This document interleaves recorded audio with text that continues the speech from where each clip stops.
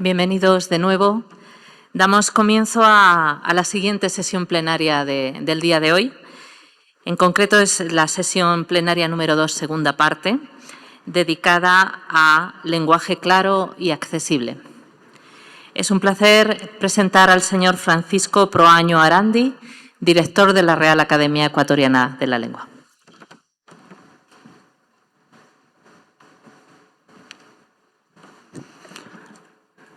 Muy buenos días.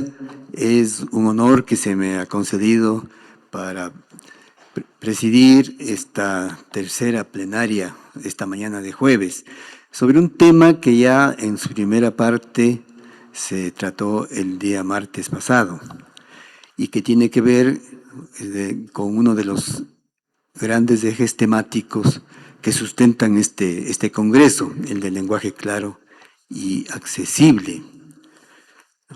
Primero quiero saludar pues a doña Carmen Riera, que está pues ahora presidiendo esta jornada, a los directores, colegas de las academias, ponentes, a todos ustedes, agradeciéndoles su presencia.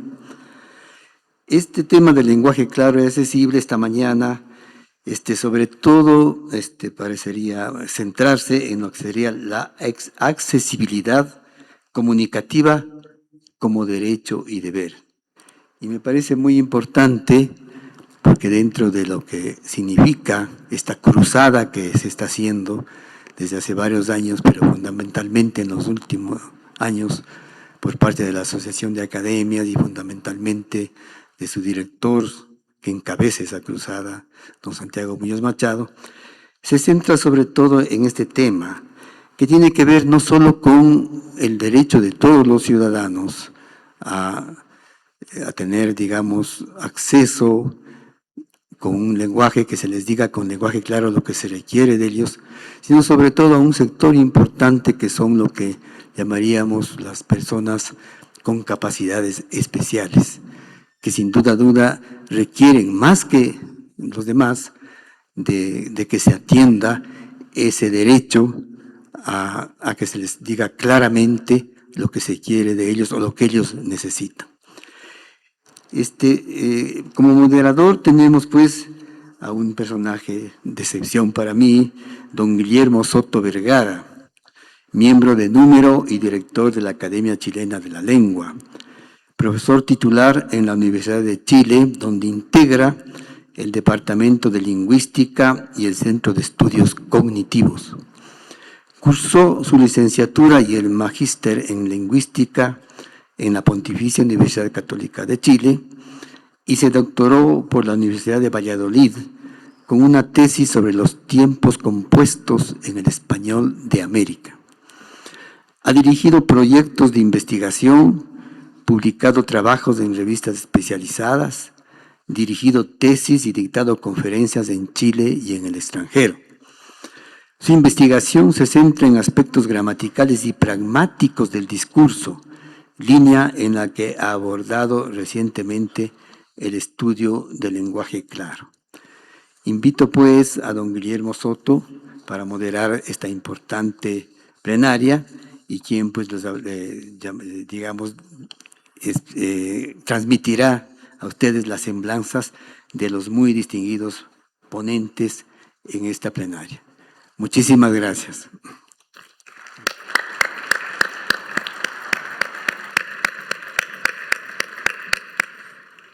Muchas gracias, don Francisco. Bueno, quiero partir agradeciendo y saludando y sobre todo agradeciendo a las instituciones que han hecho posible este encuentro, la Real Academia Española, el Instituto Cervantes, también al Gobierno del Perú, al pueblo de Arequipa y a la Asociación de Academias de Lengua Española y por supuesto quiero saludar a todos quienes están acá, los académicos, los invitados, la gente. ¿No se escucha? ¿Ahí se escucha bien? Bien. ¿Quiénes son a quienes están todos, quienes están invitados acá? Antes de partir, sí, perdónenme, quiero hacer una pequeña mención a la espléndida, a las espléndidas ponencias que hubo antes de nosotros. Porque estamos acá en Perú, que es un país andino, y se hizo referencia precisamente a la existencia de esta metáfora que se da en lenguas americanas, en que el futuro se pone atrás y el pasado es lo que se pone adelante, ¿no? Que justamente en el Aymara está esa característica y es una lengua tan importante en nuestros pueblos andinos. Y esto porque fue muy interesante en la ponencia, fue interesante porque después el doctor Quintanilla planteó justamente la característica que tiene el quechua y que comparte con el aymara precisamente, de poner en primer lugar lo que se denomina técnicamente evidencialidad, es decir, la fuente de la cual nosotros afirmamos algo, si lo hemos visto, si lo hemos escuchado, si lo hemos soñado. En lenguas como el aymara y el quechua, la evidencialidad es mucho más importante que la modalidad epistémica tan propia de nuestras lenguas indoeuropeas.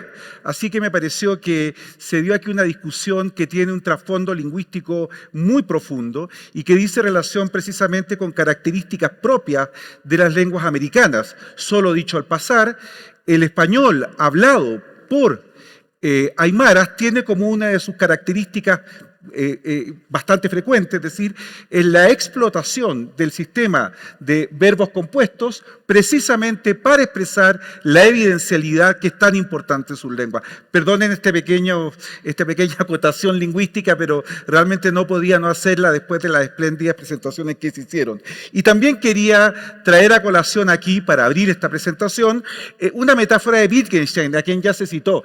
En alguna parte Wittgenstein, en las investigaciones filosóficas, Wittgenstein utiliza la metáfora de la vieja ciudad para hablar del lenguaje. Y voy a aprovecharme un poco de esta metáfora con cierta libertad para indicar que el lenguaje efectivamente es una vieja ciudad llena de barrios muy distintos. Recién estuvimos en un barrio profundamente humanista vinculado con la relación entre las lenguas y las culturas. Y ahora vamos a pasar a otro barrio, un barrio que se preocupa del uso del lenguaje en el ámbito público.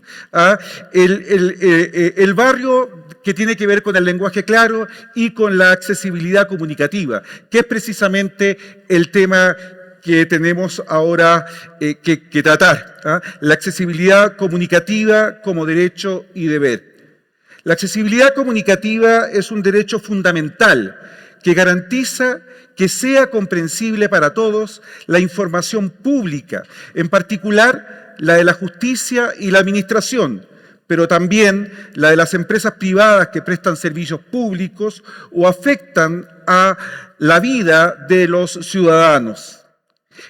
En este principio, que ha ganado importancia desde fines del siglo pasado, considera que el derecho a entender es crucial para ejercer cualquier otro derecho. En este sentido, el derecho a comprender es un derecho fundamental, condición de los otros derechos. Como ha venido mostrando la investigación especializada, la complejidad y oscuridad de la información pública, junto con afectar la comprensión, tiene también efectos actitudinales y conductuales y entorpece, como he dicho, el ejercicio de los derechos y el cumplimiento de las obligaciones por parte de los ciudadanos, lo que perjudica la eficacia y la eficiencia de las instituciones y también, y esto es muy grave, el compromiso de los ciudadanos con ellas.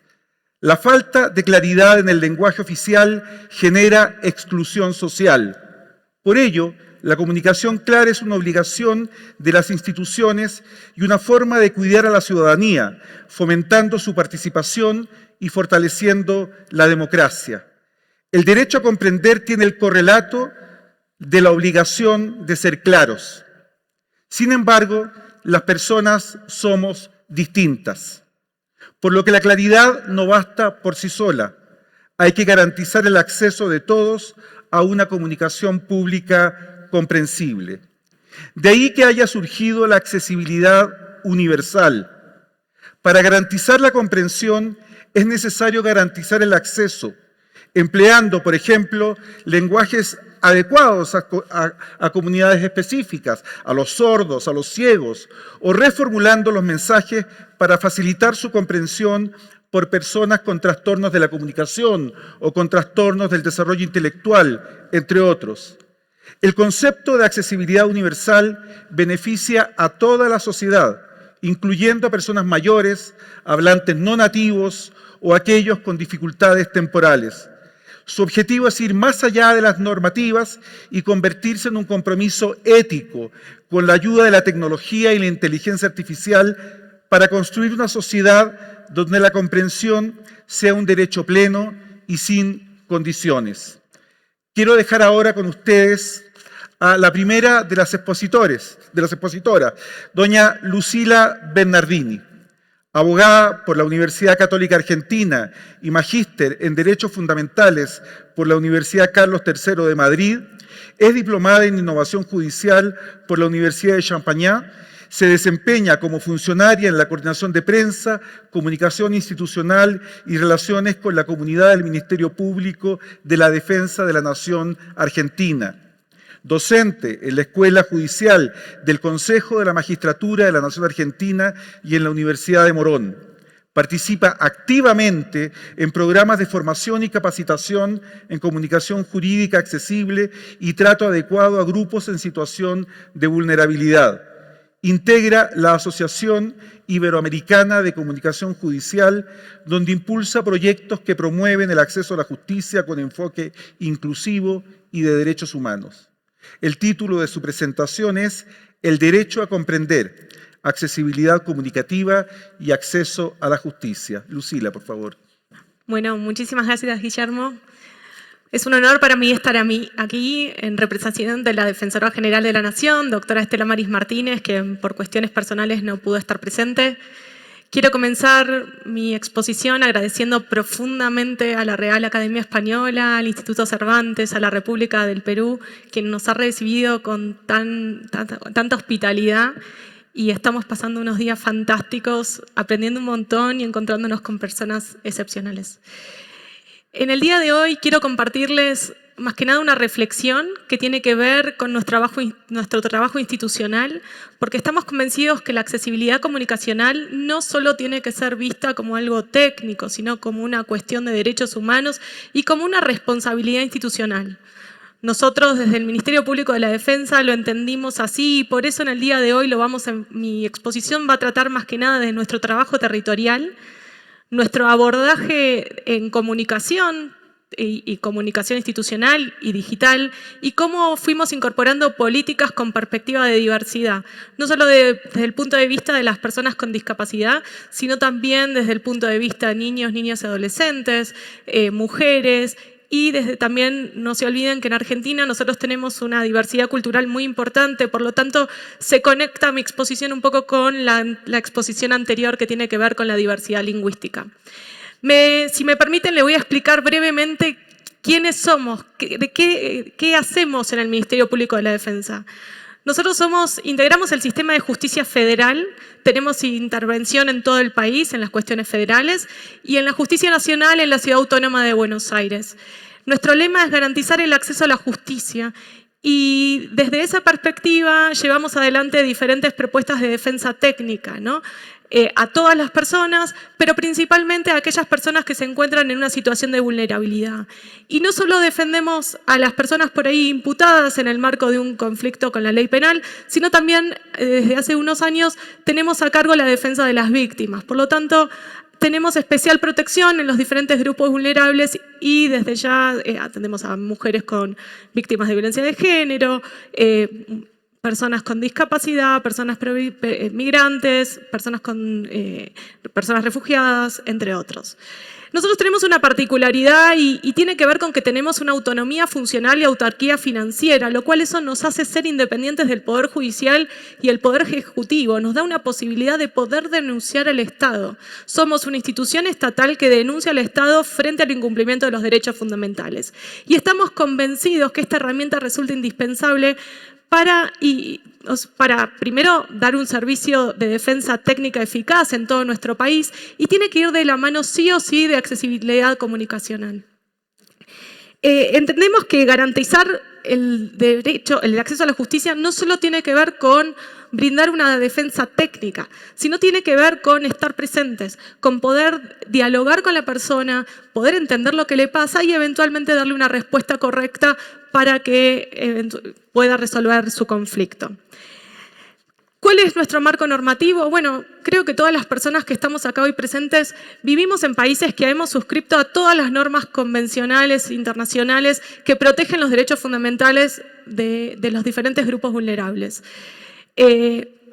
Digo afortunadamente porque eso nos otorga una obligación legal de llevar adelante todas estos deberes, ¿no? Y estas obligaciones. Y asimismo es sumamente necesario que cada uno desde el rol que les cumple obedezcamos con estas normas. Me quiero enfocar hoy en la Convención de los Derechos de las Personas con Discapacidad porque tiene una estrecha vinculación con mi ponencia de hoy y esto tiene que ver con que la Convención que nos dice que todas las personas tienen el derecho a comprender, a comunicarse y a recibir la información en igualdad de condiciones para poder ejercer sus derechos. ¿Mediante qué? Mediante apoyos y ajustes razonables que lo requieran. ¿Y qué son estas dos palabras? Bueno, los ajustes razonables, muy brevemente les digo, que es el monto de dinero que se debería invertir para generar accesibilidad en las personas. Acá el problema es que habla de una razonabilidad, por lo tanto no a todos les podríamos exigir lo mismo. Sin embargo, nosotros, que somos una institución que garantiza el acceso a la justicia, nos cabe el artículo 13, que tiene que ver con acceso a la justicia y acá traen a colación una situación particular. ¿Por qué? Porque dice que para garantizar el correcto acceso a la justicia se tienen que realizar ajustes de procedimiento. Y acá me voy a volver técnica, pero es sumamente importante, porque la gran diferencia con el ajuste razonable es que acá no hay razonabilidad. Acá lo tenemos que hacer. Tenemos que generar accesibilidad comunicacional. ¿Por qué? Porque el acceso a la justicia es un derecho puente para que podamos obtener otros derechos. Por ejemplo, si una persona no sabe que tiene derecho a poder reclamar el incumplimiento de la obra social frente a X cuestión, esa persona no va a poder reclamar jurídicamente y por lo tanto no va a poder gozar de su derecho a la salud. Entonces, entendamos la relevancia que trae la Convención de los Derechos de las Personas con Discapacidad y que debemos actuar en función de eso. Nosotros desde el Ministerio Público de la Defensa, a partir de esto, implementamos diferentes medidas. A través de la Escuela de la Defensa Pública, que es nuestro área de capacitación, incorporamos capacitaciones sobre trato adecuado, ¿no? Porque no es lo mismo atender a los diferentes grupos vulnerables. Por ejemplo, en el caso de las personas del espectro autista, no podríamos hablar de manera figurada, tenemos que ser muy literales, no podemos dar opción a que suponga. ¿Por qué? Porque podría generar un problema sumamente importante de cara a su comprensión de una estrategia de defensa o de lo que es la persona, los derechos que podría obtener. Lo mismo las personas, por ejemplo, con temas auditivos, ¿no? Personas con discapacidad auditiva. En el caso que sean personas que comprendan nuestros labios, cómo debemos modular claro, preciso, mirándolo a la cara. Y todas estas cuestiones son habilidades que debemos incorporar para llevar adelante una defensa técnica eficaz. Sobre todo nosotros que estamos en territorio y que llevamos día a día el contacto con la gente. Y por eso me parece importante que estemos acá. Tenemos modelos fantásticos de guías, tenemos glosarios de todo tipo, y nosotros lo que les proponemos es llevarlo a la práctica. Necesitamos conocer el feedback con la gente, necesitamos entender qué es lo que la gente necesita. Por eso salimos a territorio. Desde hace más de 10 años la Defensoría Pública tiene asistencia legal en los barrios populares de toda la ciudad de Buenos Aires y ahora también hacemos operativos territoriales en todo el país a través de las diferentes defensorías. Eso nos abrió una puerta enorme, entendimos que las necesidades de la gente son otras, entendimos que teníamos que cambiar nuestra comunicación institucional. Ya ese modelo de hablar difícil, de poca accesibilidad, de poca empatía, no podíamos seguirlo, no podíamos continuarlo. Entendimos que el primer contacto con la justicia muchas veces tiene que ver con un mate de por medio, tiene que ver en una parroquia, tiene que ver en un hogar comunitario. Por lo tanto, ya todas estas cuestiones que nosotros teníamos aprendidos las teníamos que modificar. En este marco, tampoco podemos perder de vista la diversidad lingüística. En línea con este trabajo territorial, a través del programa de diversidad cultural de la Defensoría General, entendimos que deberíamos generar accesibilidad comunicacional para las personas de los pueblos originarios. Por eso creamos guías sobre acceso a la justicia y sobre qué hace la defensa pública y cómo podemos ayudarlo en las diferentes lenguas maternas. ¿Por qué? Porque encontramos que no solamente en la justicia encuentran barreras técnicas, comunicacionales, del lenguaje propio de la justicia, que ya muchas veces resulta inentendible, sino que además tenían una doble barrera que tiene que ver con que no era su lengua nativa, ¿no? Entonces, fue indispensable trabajar con líderes y lideresas de los diferentes programas de diversidad de los pueblos originarios para poder llevar y actuar en consecuencia. Para esto también me atrevo a hacer un llamado especial para todas las oficinas que trabajamos en comunicación y prensa. Acompañemos, en este caso, a los abogados y abogadas que trabajan en trinchera, nosotros le decimos, trabajan en la primera línea de fuego. ¿Por qué? Porque de esta manera, por lo menos en nuestra experiencia, nos ayudó muchísimo a armar cartillas, a armar kits de comunicación específicos de cara a lo que cada persona necesita. Las personas ciegas, por ejemplo, en pandemia, descubrieron que un montón de portales web sumamente importantes de operadores judiciales no tenían accesibilidad, no contaban con los sistemas electrónicos que les permitía saber de qué iba o contar con la información. Nosotros desde el Ministerio Público de la Defensa, gracias a la ayuda enorme que nos dio el PNUD, pudimos lograr un portal accesible. Esas son en redes sociales lo mismo. No hacemos ninguna publicación que abajo no describa lo que pasa. ¿Por qué? O qué está contando. Esa accesibilidad es fundamental para las personas ciegas o con baja visión. Desde la colorometría también, ¿no? Obviamente, ¿no? Los colores que usamos tienen que ser acordes para la discapacidad visual. Estos son todos tips que fuimos recogiendo gracias a la experiencia del contacto. El lema de las personas con discapacidad es nada sobre nosotros sin nosotros. Y eso es lo que tenemos que hacer. Tenemos que cotejar con personas con discapacidad para ver si eso que estamos nosotros implementando es necesario, funciona. Por eso los invito a llevar adelante estas guías en la calle. Preguntémosles si nos sirve. Dejemos de hablar entre nosotros. Necesitamos de la gente. Salgamos a territorio. Y creo profundamente que acá tendríamos que también empezar a traer en acción a los operadores territoriales. Ellos se convirtieron en unas piezas fundamentales para superar las barreras tecnológicas. Muchas veces, acá podrán ver, tengo un QR atrás mío, donde van a poder encontrar información del ministerio. Nos critican, porque dicen, Lucila, vivís en un país donde más del 50% de las personas es pobre. ¿Te parece que pueden tener dispositivos electrónicos? Y yo les digo que es verdad, pero seguramente es mucho más fácil que tengan un dispositivo electrónico alguien de su familia. Y acá es donde se vuelven fundamentales los operadores territoriales. Me refiero con operadores territoriales a los curas que trabajan en los lugares vulnerables, a los centros comunitarios. Digo, capacitémoslos a ellos también, llevémosles nuestras guías, acerquemos nuestro servicio, en este caso de defensa pública, a ellos que sin dudas van a ser nuestros intermediarios entre la justicia y la gente. En la medida que nosotros demos herramientas, el acceso a la justicia lo iremos garantizando. Sin duda que hoy por hoy nuestro gran desafío es sumar inteligencia artificial a todo nuestro trabajo cotidiano. Lamentablemente, en mi institución no contamos con el presupuesto indicado para poder implementarlos. Suscribimos a muchos convenios y eso nos ayuda enormemente. Confío que esta red que se arma también será una gran potencia para poder implementar todas estas medidas y seguir generando la accesibilidad comunicacional que tanto necesitamos. Si no logramos que la gente nos entienda, la gente no nos va a llegar y por si la gente no llega, no hay justicia. Esto lo tenemos que tener claro. Por eso los invito a reformular la manera en que estamos llevando adelante nuestro trabajo diario. ¿Ya cerramos? Para finalizar, nada más quiero decirles que desde el Ministerio Público de la Defensa nos capacitamos. Cambiamos nuestra forma de comunicarnos, salimos a territorio, hablamos distinto. Y los invito a que hagan este ejercicio ustedes y que unámonos todos para generar estas herramientas porque sin duda estoy segura que este es el camino correcto para que las personas comprendan y puedan llevar adelante las garantías de acceso a la justicia. Les agradezco mucho por su tiempo. Muchas gracias, Lucila.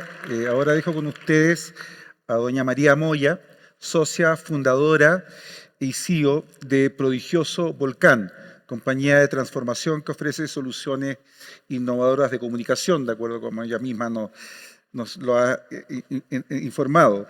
Se trata de una compañía que es pionera en comunicación clara, que como hemos dicho ya es una disciplina que une el lenguaje claro, el diseño, la infografía, el desarrollo digital, la accesibilidad y la inteligencia artificial, con el objeto de crear productos orientados al derecho a comprender de las personas. Es doctora en comunicación por la Universidad de Navarra, periodista, experta en comunicación y especialista en medios digitales y ha trabajado más de 10 años en medios como El Mundo y El País. En Prisa formó parte de la creación de la primera redacción multimedia y multimedio de España. Forma parte del Consejo Asesor de la Fundación Hermes, dedicada a difundir y defender los derechos digitales de la ciudadanía, y de la Junta Directiva de DIRCOM, la Asociación de los Directivos de Comunicación. Su presentación tiene por título La accesibilidad comunicativa como derecho y deber. Por favor. Muchísimas gracias y muchas gracias por la oportunidad de estar hoy aquí. Yo voy a hacer una presentación de cómo trabajamos en la compañía Prodigioso Volcán, que somos pioneros en comunicación clara, y cómo hacemos día a día nuestro trabajo con la administración, con empresas y con muchos organismos y entidades. Y empiezo con una reflexión en la que yo creo que todos y todas vamos a estar de acuerdo, y es que nadie se va a quejar nunca porque hayas hecho algo demasiado fácil de entender. Y en los mundos digitales en los que vivimos, creo que es más importante que seamos más humanos. Y aquí lanzo 3 preguntas iniciales. ¿De qué sirve que un texto sea claro si no podemos comprenderlo o incluso no podemos encontrarlo? Y además, ¿cómo hacemos que para interactuar con dispositivos digitales se convierta en una experiencia positiva para todas las personas, incluidas aquellas que tienen capacidades especiales? Y además, ¿convenceremos alguna vez a los gobiernos de que una ciudadanía bien informada fortalece las democracias? Esos suelen ser nuestros planteamientos de arranque cuando trabajamos en la accesibilidad comunicativa. Porque el lenguaje administrativo actual, esto se ha hablado muchísimo a lo largo de este congreso, en sí mismo muchas veces es una forma de exclusión. Resulta incomprensible, resulta inaccesible y esto realmente debería ser un motivo de preocupación y acción para los que tienen asumido este compromiso de prestar un servicio público. Pero es que además la falta de claridad en la comunicación también debería preocupar no solamente a las administraciones que están obligadas a satisfacer el derecho a entender de las personas, sino también a las empresas y a otros organismos que se dirigen a las personas como clientes, pacientes, inversores o públicos de muy diferente naturaleza y edades. Y efectivamente la accesibilidad comunicativa es una de las palancas clave para lograr el derecho a entender de las personas. Cuando nosotros trabajamos en comunicación clara, creemos que la comunicación clara tiene que nacer de un compromiso de las personas, sea cual sea su condición y su estado vital, porque comunicar con claridad, aparte de dotar a las personas de confianza, también es cuidarlas, es cuidar. ¿Y cuidar qué significa? Significa que quien recibe un mensaje se está respetando su tiempo, su capacidad de comprensión y su derecho también a decidir informado. Y para nosotros, la comunicación clara es el puente entre el derecho a estar informado y el deber de construir juntos. ¿Y qué significa una comunicación clara? ¿Cuándo se produce una comunicación clara? Normalmente, cuando el público al que va dirigido esta comunicación puede hacer una de estas tres cosas. Primero, encontrar la información que necesita. Segundo, comprender la información cuando la encuentra. Y tercero, activar en cierto modo esa información y adecuarla a sus intereses. Pero una cosa que es importante es que comunicar con claridad no siempre es simplificar, es hacer comprensible, verificable y claro un mensaje. Y para eso hay muchas palancas, como un lenguaje ciudadano que no sea siempre corporativo, una transparencia proactiva, anticipar dudas, también tener coherencia entre lo que se dice y lo que se hace y la accesibilidad informativa necesaria en formatos, canales, idiomas o públicos.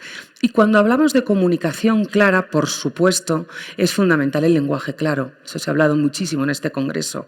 Hay lenguajes de especialidad, está también el lenguaje fácil, pero ese lenguaje por sí mismo, al menos cuando hablamos de comunicación, y en mi empresa, que es muy periodística, lo hacemos habitualmente, necesita también el refuerzo del diseño, de la naturaleza digital del mundo en el que vivimos y de ciencias del comportamiento. Y esto lo explico ahora. El diseño, porque necesitamos trabajar con tipografía, con imágenes que sean accesibles, con formas que sean claras de entender, o en la parte digital con el audio o con el vídeo, la accesibilidad o lo que se llama la experiencia de usuario.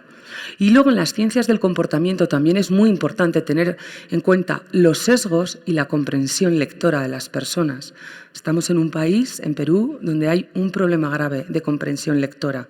Por eso, a la hora de utilizar metáforas, de utilizar formas de comunicar que sean más sencillas.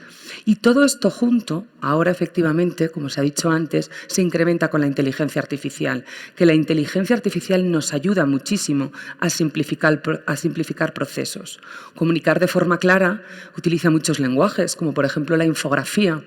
La infografía nos ayuda a explicar de una manera muy sencilla o de una manera más clara, más visual, a través de este lenguaje gráfico, cómo es un ordenador cuántico. O también, cuando trabajamos la parte digital, en este caso pongo un ejemplo, trabajamos para personas con discapacidad, como es la Asociación Down en España, cómo poder hacerlo desde un planteamiento global y unido, y luego también cuando trabajamos la voz, cuando nuestra comunicación es oral, cuando tenemos que tener recursos para momentos críticos en la comunicación oral, en las llamadas con las personas. Y la accesibilidad universal lo que supone es una travesía sin barreras. Y aquí tampoco es suficiente con hacer las cosas fáciles, porque hay que reinventar el lenguaje. Por un lado, hay que liberar las palabras de esa jaula técnica que les oprime para que las personas, sea cual sea su condición, puedan entenderlas. Además, hay que convertir las palabras en herramientas vivas de conexión y dignidad y, en cierto modo, también empoderar voces invisibles, porque la accesibilidad no solo favorece la inclusión de personas con discapacidades intelectuales o discapacidades de aprendizaje, sino que en realidad nos beneficia a toda la sociedad. Por eso se habla de accesibilidad universal. Y la accesibilidad comunicativa es la que mejora la experiencia de las personas mayores, de hablantes no nativos, de personas con nivel de alfabetización baja y también de muchos de nosotros que podemos afrontar en cierto momento dificultades temporales. Podemos tener cataratas, podemos no ver, se nos puede romper un brazo, no escuchar bien y todos tenemos derechos a acceder y a comprender en esas circunstancias. Y aquí me gustaría hablar y mezclar lo que es la accesibilidad normativa, la cognitiva y la bella, como las palancas combinadas que ayudan a esa accesibilidad comunicativa. Y me explico. Es necesario un enfoque normativo, eso es así, pero no es solo el único camino, porque cuando hablamos desde la norma surgen las limitaciones y muchas veces nos vemos diciendo ojo con este color, ojo con esta tipografía, lo hacemos desde una manera muy defensiva, cuando en realidad lo que deberíamos hacer es explorar nuevas formas de crear desde la empatía. Hay que cuestionarnos el por qué, el cómo, el para quién diseñamos y comunicamos y manejamos todas las herramientas que he explicado para conseguir esa accesibilidad universal. Y luego también un enfoque colaborativo e iterativo. ¿Y esto qué significa? Que hay que centrarse en las personas, que las personas tienen que estar en el centro y ahí tenemos que conseguir co-crear con ellas y no situarlas al final de la cadena, sino situarlas al principio o en el centro de cualquier proceso comunicativo. Y luego viene la accesibilidad digital en un mundo como en el que vivimos ahora. Y ese es un componente esencial de la inclusión, porque la tecnología y la inteligencia artificial son palancas de cambio, son palancas de transformación, son oportunidades, porque nos permiten además facilitar la creación automática de contenido accesible y son catalizadores de una cultura más inclusiva. Y aprovechar todas estas herramientas es lo que hace y lo que permite derribar esas barreras con las personas que tienen capacidades especiales o discapacidades y luego construir entornos digitales más equitativos y enriquecedores para todos. Y para terminar, ¿cómo se puede construir la accesibilidad universal? Bueno, pues viendo la accesibilidad cognitiva como una especie de mapa, un mapa que nos guíe hacia un tesoro que es un mundo digital más humano, pensando en las personas de verdad. Efectivamente, no se puede ser naïfs y hay que pensar también que tienen que existir políticas públicas de comunicación accesible, pero no solamente para cumplir las leyes y evitar sanciones, sino para crear desde la dignidad, para construir con empatía, como he dicho antes. Y yo creo además, y en Prodigioso Volcán así lo creemos, que la accesibilidad no se improvisa. Seguir estándares es fundamental para asegurar que lo que hacemos realmente cumple con criterios objetivos de comprensión y claridad. Además, hay que rediseñar muchas veces procesos, lenguajes y entender también el diseño como una poderosa fuerza que nos ayuda en este bien social. Y hay que diseñar con las personas, con ellas y para ellas. Y luego adoptar tecnologías, lógicamente, que faciliten la creación de contenido accesible que ayude a la inclusión. Pero además yo lanzo una cuestión final. Quizás la accesibilidad universal es un concepto que deberíamos superar, es un concepto que debería desaparecer, porque si existe es porque tenemos un problema y estamos fallando, no lo estamos haciendo bien. Es decir, que las instituciones deberían sentir la obligación y la responsabilidad de ser accesibles para la ciudadanía y no excluir a nadie. Muchas gracias. Muchas gracias, María. Y quiero, para terminar, dejar con ustedes a don Rolando Luque Mogrovejo. Abogado, es licenciado también en Filosofía, máster en Protección Internacional de Derechos Humanos por la Universidad de Alcalá de Henares. Durante más de 25 años ha trabajado en la Defensoría del Pueblo, la Presidencia del Consejo de Ministros, el Ministerio de Educación y la Comisión de Verdad y Reconciliación del Perú. Introdujo el tema de prevención, gestión y transformación de conflictos sociales como una línea de trabajo en el Estado peruano y el ombudsman o ombudsperson, la persona iberoamericano. Es profesor de Ciencia Política y Conflictos Sociales en la Pontificia Universidad Católica del Perú, la Universidad Nacional Mayor de San Marcos y la Universidad de Lima. Es consultor y conferencista nacional e internacional. Su presentación se titula Accesibilidad comunicativa en los procesos de diálogo para resolver conflictos. Por favor, Rolando. Muchas gracias. Muchas gracias a la Real Academia de la Lengua por esta invitación, igualmente al Instituto Cervantes, muy honrado de ser parte del Congreso y de este panel. Efectivamente, yo he titulado mi ponencia De tú y vos, la accesibilidad en los espacios de diálogo. Cuando un derecho empieza a arraigar en la conciencia de la gente, lo más probable es que su grado de implantación tenga buen pronóstico. El derecho a comprender es un derecho en expansión. ¿Hasta dónde alcanza su radio de acción? No lo sabemos exactamente. El bien jurídico que protege es indispensable en órdenes de la vida tan disímiles como una moción de vacancia presidencial o la señalética del transporte público.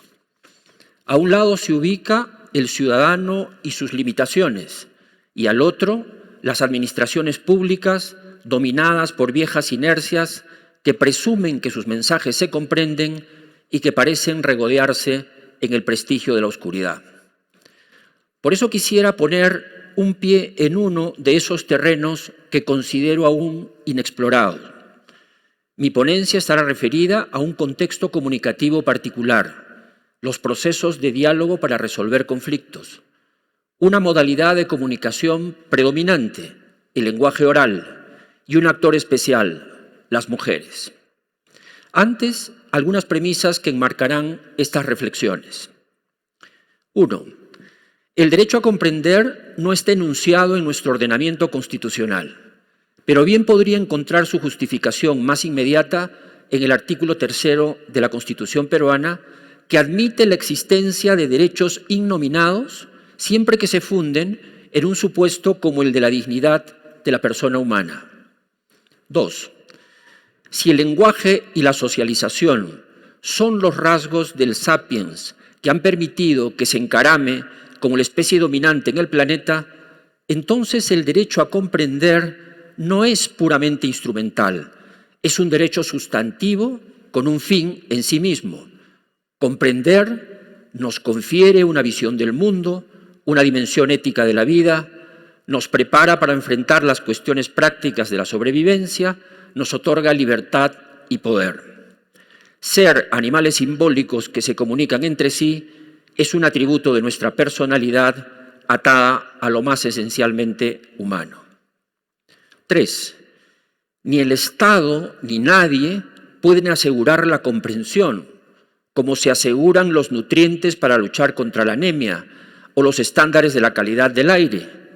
Lo que el Estado puede y debe es garantizar oportunidades de comprensión a través de metodologías, recursos comunicacionales, tecnologías y el indispensable lenguaje claro.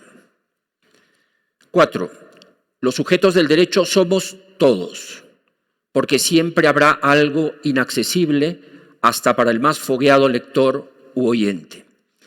Pero es evidente que hay personas más vulnerables que otras en el trance de acceder de forma segura a los mensajes. Negarle a alguien la comprensión de un asunto que le concierne es una forma de violencia estructural y cultural. Los hablantes podrán decir algo con sentido si han escuchado o leído algo con sentido.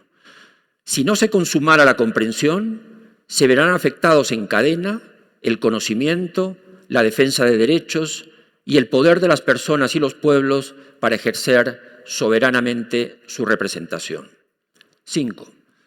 Tratándose del diálogo, hay un derecho a comprender y a ser comprendido por los interlocutores y un deber de hacerse comprender de parte de todos los emisores y destinatarios que alternativamente intervienen en el diálogo. Para explicar el escenario de estas digresiones, permítanme dar un paso atrás. En el Perú ha habido más de 1000 conflictos sociales en los últimos 20 años. Su impacto se ha sentido directa o indirectamente en millones de personas. La conflictividad social es, por consiguiente, un fenómeno extendido, diverso y complejo, que muchas veces trae muertos y heridos, como anoche en la Plaza Francia, cuando un manifestante recibió un impacto de arma de fuego y falleció. El aspecto más significativo de la respuesta del Estado ha sido promover espacios de diálogo multiactor para tratar las demandas de la sociedad. A la fecha hay 89 mesas de diálogo asistidas por mediadores o facilitadores. Pero vamos a la pregunta: ¿cómo acceder al conocimiento de los mensajes en los espacios de diálogo? Veamos. El diálogo es una de las formas de comunicación más compleja. No es el mensaje unidireccional de una ley o una sentencia judicial. El proceso de diálogo implica una interacción comunicativa múltiple, inmediata, recíproca, continua, en gran parte espontánea, entre personas con tradiciones culturales distintas, que hablan, escuchan, replican, duplican, gesticulan, escenifican, confían y desconfían, preguntan, imaginan, concuerdan, discrepan, en tiempo real y en una atmósfera generalmente de presión. No hay forma de comunicación humana más cargada de sentidos, más poliédrica que esta. Hay, como es lógico, un entrecruzamiento de discursos de distinta procedencia y empaque. Por ejemplo, el discurso administrativo del funcionario público hará referencia a políticas públicas, planeamiento, presupuesto por resultados. El discurso jurídico del abogado del departamento legal abundará en incisos, recaudos y citas ab inicio o in fine. Y enseguida, el discurso político, enfático y meloso, con el que los representantes de los poderes públicos intentarán envolver a la audiencia. Lo que no saben estos últimos es que los dirigentes sociales, curtidos en estos menesteres, murmurarán entre sí una frase muy expresiva: nos quieren pasear. Es decir, sacarnos a dar un par de vueltas, marearnos un poco para que al final nada bueno pase. No obstante, la intención básica de los hablantes es ponerse de acuerdo para resolver un problema.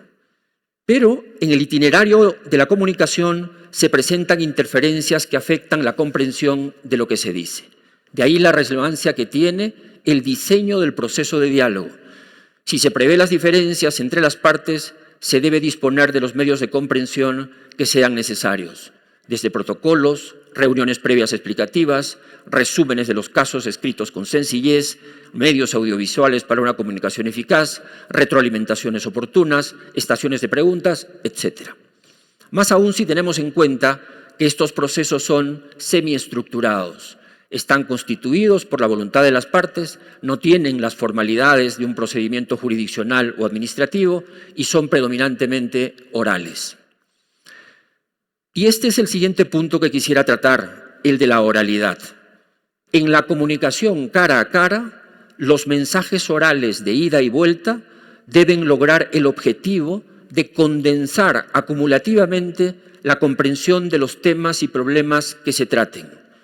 Incluso presumiendo que hubiera significados estables a lo largo de todo el proceso de diálogo, seguir el hilo de una comunicación múltiple es un gran reto. Avisados de esto, a cierta hora, lo oral viaja hacia lo escrito a través de las actas. Un papel firmado garantizará que la palabra escrita no traicione a la palabra oral.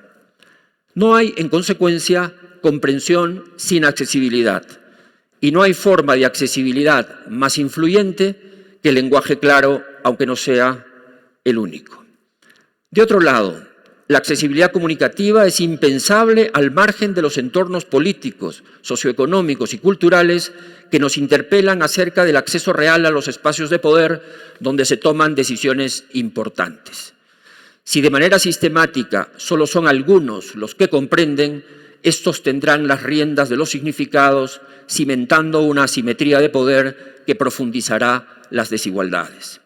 Por eso quiero, para terminar, mostrar el caso de la accesibilidad y el derecho a comprender de las mujeres en los espacios de diálogo. La cifra más impresionante es que solo el 17% de las mujeres está presente en los procesos de diálogo, pese a tratarse de temas que les concierne directamente. Hay barreras que se lo impiden, como su débil posicionamiento al interior de las organizaciones sociales de origen, la comunidad, el pueblo indígena, el sindicato, el Frente de Defensa, pero también las entidades estatales y las empresas. Las tareas de cuidado que la apartan de la esfera pública, la pobreza que afecta al 40% de mujeres en las zonas rurales o el analfabetismo que en el Perú es 3 veces más en las mujeres que en los hombres. En cuanto al acceso digital, solo el 42% de las mujeres rurales está conectada a Internet. A esto hay que agregarle una explicación de fondo, el arraigado machismo y las políticas públicas ineficaces. Bajo estas condiciones, es evidente que media una asimetría social o cultural incapacitante entre emisores y destinatarios. Los espacios de diálogo no están siendo diseñados para asegurar la comprensión de todos y en particular de las mujeres. La Defensoría del Pueblo del Perú, en un informe del año 2020, sostuvo que la falta de información y las brechas de educación que afectan a las mujeres acentúan el problema de acceso al conocimiento y a la preparación requeridos para participar plenamente en los espacios previos al diálogo y en los propios espacios de diálogo. Las mujeres que logran asistir tienen dudas sobre sus capacidades, no están familiarizadas con el lenguaje de las reuniones y en escasas oportunidades se animan a hacer uso de la palabra. Debo destacar, sin embargo, que la Presidencia del Consejo de Ministros emitió unos lineamientos para la participación significativa de mujeres en procesos de diálogo para la atención de conflictos sociales. Pero sería bueno que se pusiera también el acento en el derecho a comprender, la accesibilidad comunicativa y el lenguaje claro. En realidad, en ninguna entidad estatal que tenga una oficina de gestión de conflictos se cuenta con protocolos y estrategias en esta materia. En suma, la inaccesibilidad comunicativa extrema es simplemente no estar en el lugar de la comunicación. Si se logra estar, pero sin medios que faciliten la comunicación, la comprensión de lo que se oye o se lee será muy limitada. Lo que ocurre con las mujeres lo padecen también los adultos mayores, los niños, los migrantes, las personas con discapacidad y muchos más. Afortunadamente, la corriente del derecho a comprender y a acceder a un lenguaje claro es cada vez más vigorosa. Si marchamos en esa dirección, el trato de tú y vos, que anuncia horizontalidad, familiaridad, veracidad, podrá ser una realidad. Muchas gracias.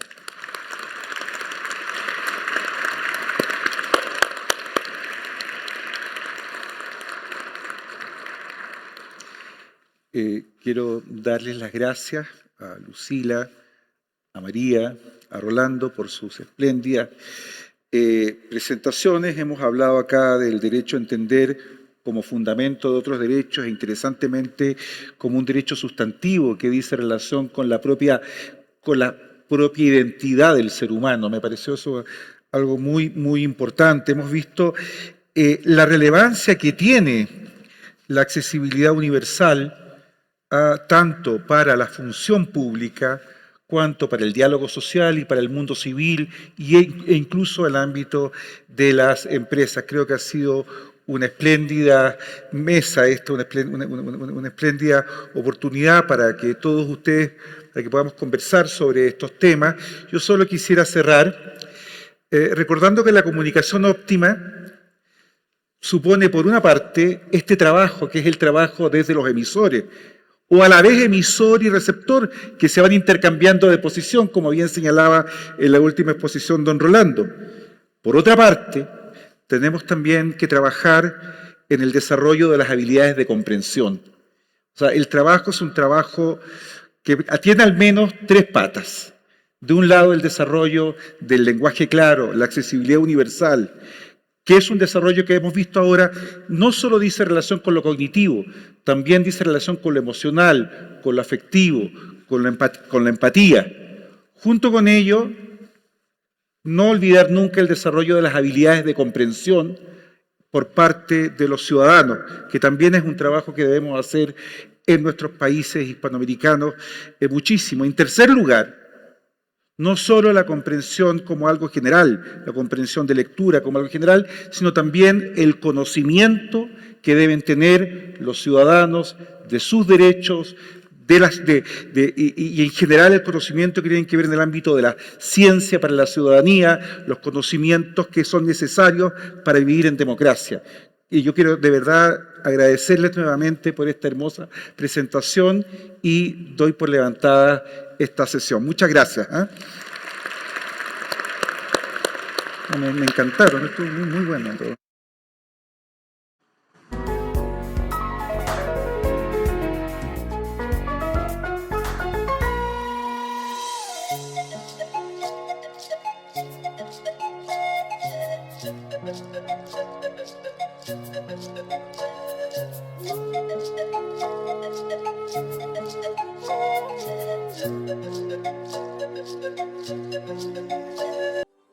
Arequipa, ciudad de tradiciones y de gente laboriosa.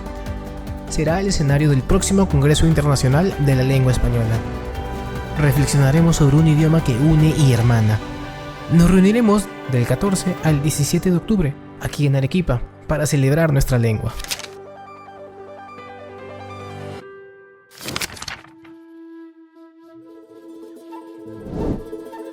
El escribano de Cabildo, Oquilca Camayoc. Una ilustración que pertenece a la Nueva Crónica y Buen Gobierno de Felipe Guamán Poma de Ayala. Es la inspiración del logo del 10º Congreso Internacional de la Lengua Española de Arequipa, CILE Arequipa. Representa el paso de las culturas andinas, que eran orales a la cultura letrada, la cual se inició en el Virreinato del Perú durante el siglo XVI con la llegada de la lengua española y la escritura alfabética. El documento del año 1615, de más de 1000 páginas y 398 ilustraciones, fue dirigido a Rey Felipe III de España. Guamán Poma, considerado el primer cronista de raíces indígenas, solicitaba una reforma del gobierno virreinal. Pluma, tintero, hojas, un rosario y un hombre de vestimenta inca concentrado en su escritura. Simbolizan el mestizaje y la interculturalidad, que son uno de los ejes del Congreso Internacional de la Lengua Española de Arequipa, CILE Arequipa. 10º Congreso Internacional de la Lengua Española, Arequipa, Perú, 2025. Arequipa, ciudad labrada por su gente laboriosa con el material surgido de las entrañas de sus volcanes. Ciudad de arraigadas tradiciones y protagonismo cívico en la historia del Perú. Ciudad que crece y se transforma, uniendo los desafíos del porvenir con las huellas de su historia viva. Por primera vez, esta ciudad, ejemplo de integración creativa entre culturas, será el escenario para reflexionar sobre el patrimonio y los retos de nuestro idioma común. La lengua española. Un idioma que se nutre del mestizaje y la interculturalidad. Así será, y gozosos diremos, es mi patria el globo entero, hermano soy, del indio y del ibero. Un idioma que puede expresar mensajes de forma clara y accesible. Tan clara como el agua. Un idioma que seguirá evolucionando junto a las culturas digitales y la inteligencia artificial, y que podrá acercar a los más jóvenes al notable escritor que nos convocó para decirles, anunciándoselos con enorme alegría, que la próxima reunión tendrá lugar en mi tierra natal, en la ciudad de Arequipa, que estoy seguro va a recibirlos a todos ustedes con los brazos abiertos. Aquí nos reuniremos para celebrar nuestra lengua como un idioma que incluye, une y hermana. Aquí compartiremos historias, experiencias y anhelos. Aquí, donde el mestizaje se encarna en su gente y su arquitectura, crearemos un espacio para debatir y proyectar nuestro idioma hacia el futuro. Aquí, en Arequipa.